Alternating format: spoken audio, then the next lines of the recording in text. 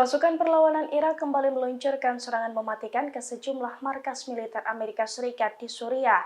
Dalam kurun waktu 24 jam, perlawanan Irak memusnahkan setidaknya 4 pangkalan militer Amerika Serikat. Akibat rentetan serangan tersebut, Amerika Serikat disebut-sebut mengalami kerugian cukup besar. Dilansir dari Al-Mayadin, perlawanan Islam Irak telah mengkonfirmasi bahwa pasukannya bertanggung jawab atas serangan tersebut.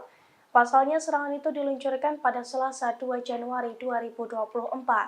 Perlawanan Islam di Irak menyatakan berhasil menargetkan pangkalan Amerika Serikat Al-Tanj di Suriah menggunakan sebuah drone.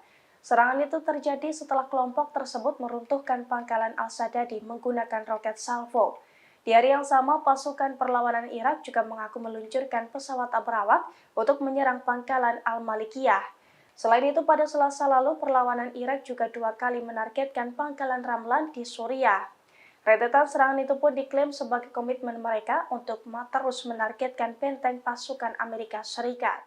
Download Tribun X sekarang, menghadirkan lokal menjadi Indonesia.